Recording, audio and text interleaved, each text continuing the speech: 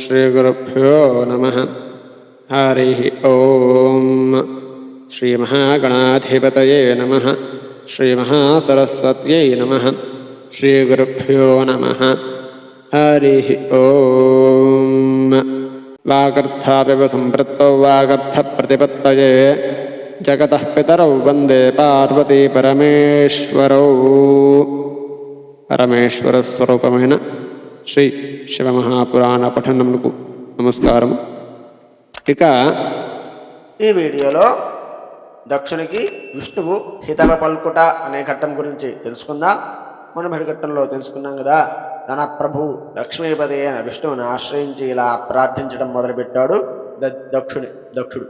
ఈ ఘట్టంలో, హే దేవదేవ, హరే విష్ణు, దీనబంధు, కృపానిధి, నువ్వు నన్ను నా యజ్ఞాన్ని రక్షించాలి.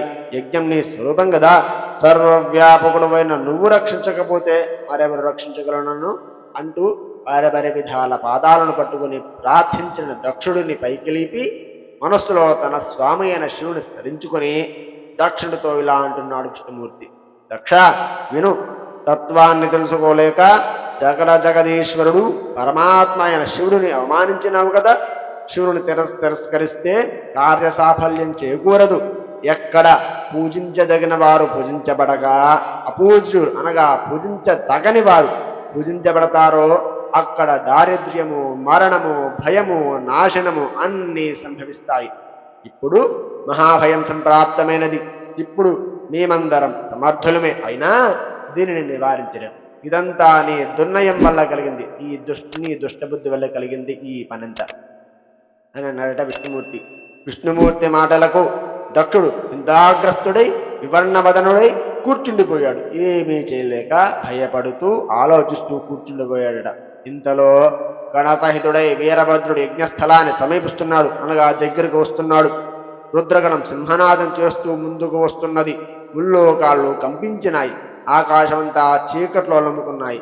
సాగరాలన్నీ అల్లకల్లోలమవుతున్నాయి. సైన్య సంరంభాన్ని చూసిన దక్షుడు భార్య సహితుడై విష్ణు పాదాల మీద పడి ఎలాగైనా సరే రక్షించమని ప్రార్థించి వేడుకున్నాడట దక్షుడు విష్ణుమూర్తిని. అతనికి శివతత్వాన్ని ఇలా బోధించాడు విష్ణుమూర్తి. ఓ దక్ష విను, ముందు నీ క్రూరబుద్ధిని వీడు. నైమిషారణ్య క్షేత్రంలో జరిగిన వృత్తాంతం నీకు గుర్తులేదా? రుద్రకోపాగ్ని నుండి నిన్ను రక్షించగలవాడు ఎవ్వడు ఇక్కడ లేడు. ఓ దుర్మతి, ఏం చెయ్యాలో ఏమి చెయ్యకూడదో తెలియని అవివేకి నువ్వు. కర్మను చేసినంత మాత్రాన అన్ని వేళలా కర్మ ఫలాన్ని ఇవ్వదు. ఏ కర్మాచరణ వల్ల మానవుడు ఉన్నతిని పొందుతాడో అది అతనికి కర్తవ్య కర్మ అవుతుంది. కర్మ ఫలాన్ని ఇచ్చేవాడు మాత్రం ఈశ్వరుడు ఒక్కడే.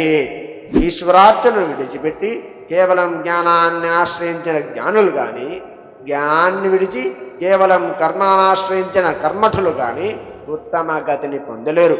నీ వివేకానికి ఫలంగా ఈ ముప్పు సంభవించింది. రుద్రుని కోపాగ్ని నుండి పుట్టిన వీరభద్రుడు అకాలరుతుడై యజ్ఞాన్ని మనల్ని నాశనం చేయడానికే వస్తున్నాడు. అతనికి అసత్యమనేది లేదు, అనగా అతను ఆపగలిగేవాడు లేడు. అతను ఆపే అస్త్రం కానీ శస్త్రము కానీ లేదు. మనందరినీ కాల్చి చంపిన తరువాతనే అతడు ప్రసన్నుడవుతాడు, అనగా శాంతిస్తాడు. దధీచి మహర్షి చేసిన శపథాన్ని భ్రమచే ఉల్లంఘించి నేనింకా ఇక్కడే ఉన్న కారణంగా నీతో పాటు నాకు కూడా ఈ దుఃఖం అనివార్యమైనది దక్ష. అతనిని నివారించగలిగే శక్తి నాకు లేనే లేదు. నేను కూడా శివద్రోహమే చేశాను. శివద్రోహికి 3 కాలాల్లోనూ సుఖమనేది ఉండదు. ఈ సుదర్శన చక్రం వీరభద్రుని తగలదు. ఇది శైవ చక్రం. శివభక్తుల జోలికి ఇది నిజంగా పోదు. నిజానికి ఈ చక్రం మనల్ని ఈపాటికే సంహరించకపోవడానికి గొప్పదిగా భావించాలి. అనగా నిజానికి ఈ చక్రం ఇప్పటికే మనం సంహరించి ఉండాలి. ఇంకా సంహరించలేదంటే ఎంతో కొంత శివుని దయ మన మీద ఎప్పటికీ ఉన్నట్టే, అది గుర్తుపెట్టుకోవాలి. ఈ పైన ఈ చక్రం నా సన్నిధిలో ఉండబోదు. మనం ఇప్పుడు వీరభద్రుని ఆదరాభిమానాలతో పూజించినా, ఎన్ని విధాలుగా పూజించినా సరే మనల్ని రక్షించడు. అతని చేతిలో మనకు అవమానం జరగడం తప్పదు, ఇది అనివార్యం. అకాల ప్రళయం వచ్చి పడింది దక్ష. మనందరం వినాశనం యొక్క ముంగిట్లో ఉన్నాం. లోకాలలోనూ మనకు శరణు ఇచ్చేవాడే లేడు. శివద్రోహికి రక్షణ ఇచ్చేవాడు అస్సలు లేడు ఈ లోకాల్లో.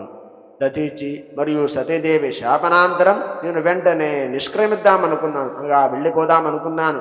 నీ చెడు సావాసమనే పాపం వల్ల వెళ్ళలేకపోయాను. నీతో చేసిన ఈ సావాసం వల్లే ఇంకా వెళ్లకుండా శివద్రోహిణి ఉన్నాను. శ్రీ కాలభైరవుడు పూర్వం కాశీలో బ్రహ్మ యొక్క 5వ శిరస్సును తన గోటితో గిల్లి చంపేశాడు. ఇంత అన్నాడు విష్ణుమూర్తి. ఇంతలో వీరభద్రుడు సైన్యంగా అక్కడికి వచ్చి చేరాడట.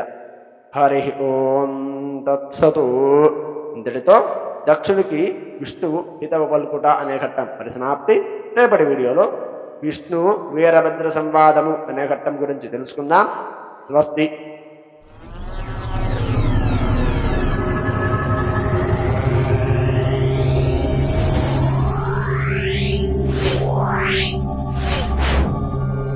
Yeah.